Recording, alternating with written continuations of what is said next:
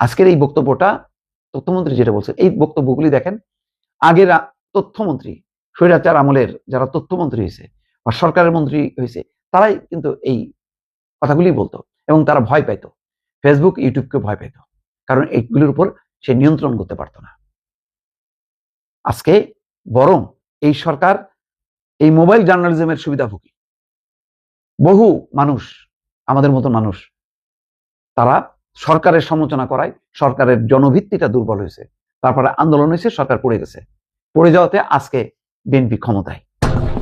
তথ্যমন্ত্রী আজকে একটা কথা বলছেন, মোবাইল জার্নালিজমের নামে অনৈতিক কার্যক্রম সরকার সমর্থন করে না।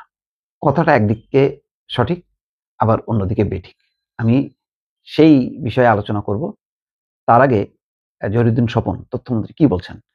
সরকার গণমাধ্যমের স্বাধীনতা, পেশাদারত্ব এবং জবাবদিহি এবং দায়িত্বশীল সাংবাদিকতা নিশ্চিত করতে প্রতিশ্রুতিবদ্ধ। মোবাইল জার্নালিজমের নামে অনুমোদনহীন, অপেশাদার বা অনৈতিক কার্যক্রম সরকার সমর্থন করে না। দেখেন, বাংলাদেশে এমন একটা পরিবেশ ছিল 15টা বছর স্বৈর শাসন, তখন কিন্তু মোবাইলটাই ভরসা ছিল। এই মোবাইলটাই ভরসা ছিল। কেন ভরসা ছিল বলি। আমি নিজে তো মোবাইল জার্নালিজম করতাম না, আমি তো মেইন স্ট্রিম গণমাধ্যম, তাদের তথাকথিত মেইন স্ট্রিম গণমাধ্যমেই তো ছিলাম। বাংলা ভিশনে হেড অফ নিউজ ছিলাম, অর্থাৎ বার্তা প্রধান ছিলাম। পার্সিটিকতে পারি নাই। স্বৈর শাসনের জাতাকলে আমাকে সরে আসতে হয়েছে 2020-এর শেষ দিকে। এখন যদি ওই গণমাধ্যমে থাকতে পারতাম তো ভালো, কিন্তু পারি নাই। তো পারি নাই বলে আমার তখন ভরসা কি ছিল? আমার তখন ভরসা ছিল এই মোবাইলটা। কারণ দেশেও থাকতে পারিনি এক পর্যায়ে, মাঝে মধ্যে আসছে, কিন্তু একটা লম্বা সময় ধরে দেশের বাইরে কাটাইতেছে। এবং এই মোবাইলটা দিয়েই আমি আমার সাংবাদিকতাটা করছি, প্রতিবাদ করছি বস্তুনিষ্ঠভাবেই। তখন স্বৈরশাসনের নানা খবরাখবরের পর্যালোচনা করছি, সমালোচনা করছি, এবং এক পর্যায়ে দেখলাম যে মানুষ এটা অ্যাকসেপ্ট করছে। ওই সময় গণমাধ্যম কি করতো? ওই সময় গণমাধ্যম কি স্বাধীন ছিল? স্বাধীন ছিল না। ওই সময় গণমাধ্যম দলবদ্ধভাবে তারা এই যে দিনের ভোট, রাতে আমিরামি নির্বাচন, একতরফা নির্বাচন এবং গুরুত্বপূর্ণ ক্রুশিয়াল মুহূর্তগুলোতে তারা বিরোধী দলকে অফ করে দিত, তাদের লাইভ সম্প্রচার করতো না। সব মিলায় মাঝে মধ্যে অন্য সময় কিছুটা ছাড় দিল, কিন্তু গুরুত্বপূর্ণ সময়গুলোতে নিয়ন্ত্রণ করত।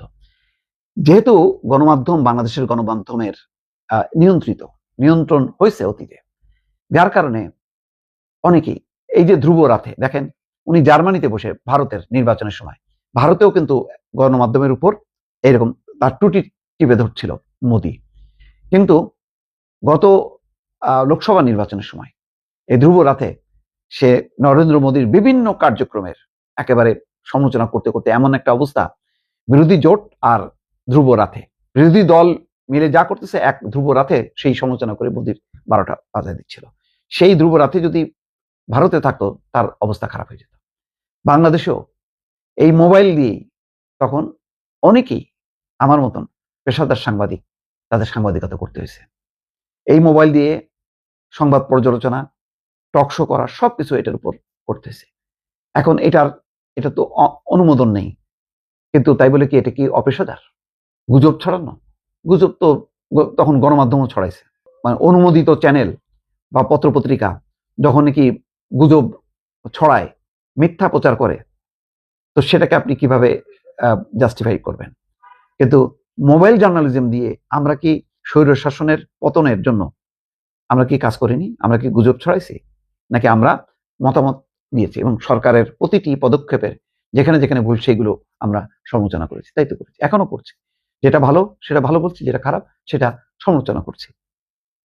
মোবাইলের মধ্য দিয়ে আমি যত সহজে সোশ্যাল মিডিয়া, ইউটিউব, ফেসবুকের মাধ্যমে আমি দায়িত্বশীলতার সাথে আমি যত বেশি মানুষকে রিচ করতে পারবো এবং মুক্তভাবে বলতে পারবো, আমি কি বাংলাদেশের গণমাধ্যমের যে মালিকানার প্যাটার্ন, যারা সমস্ত হচ্ছে বিভিন্ন ব্যবসায়িক গ্রুপ মিডিয়াগুলোকে যেখানে হাতিয়ার বানায়, সেখানে কি আমি সঠিক মুক্ত সাংবাদিকতা, সঠিক সাংবাদিকতা, সত্য সাংবাদিকতা, বস্তুনিষ্ঠ সাংবাদিকতা সেটা কি করতে পারবো?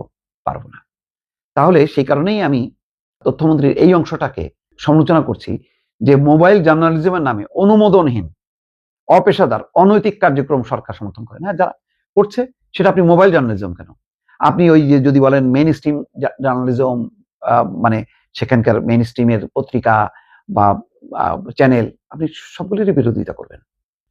মোবাইল নিয়ে দেখেন, এখনো ধরেন আমি দেশের বাইরে আছি, আমি কোনো মানে আমার আর সামর্থ্য নেই চাকরি করা, অথবা বাংলাদেশের কোনো গণমাধ্যম থেকে আমাকে মালিকরা রাখলো না, আমার হয়তো বয়স বেশি, আমার হয়তো বেতন বেশি, তো তখন আমি এই মোবাইল দিয়ে যদি আমার মতামত স্বাধীনভাবে কথা বলি, দায়িত্বশীলতার কথা বলি, সমস্যা কোথায়? আজকের এই বক্তব্যটা তথ্যমন্ত্রী যেটা বলছেন, এই বক্তব্যগুলি দেখেন, আগের তথ্যমন্ত্রী স্বৈরাচার আমলের যারা তথ্যমন্ত্রী হয়েছে বা সরকারের মন্ত্রী হয়েছে, তারাই কিন্তু এই কথাগুলি বলতো এবং তারা ভয় পেত, ফেসবুক ইউটিউবকে ভয় পেত, কারণ এইগুলির উপর সে নিয়ন্ত্রণ করতে পারতো না। আজকে বরং এই সরকার এই মোবাইল জার্নালিজমের সুবিধাভোগী বহু মানুষ, আমাদের মতো মানুষ, তারা সরকারের সমালোচনা করায় সরকারের জনভিত্তিটা দুর্বল হয়েছে, তারপরে আন্দোলন হয়েছে, সরকার পড়ে গেছে, পড়ে যাওয়াতে আজকে বিএনপি ক্ষমতায়। তাই তো? আমার বক্তব্যগুলি ঠিক আছে কিনা দর্শক, আপনাদের একটু মতামত চাই।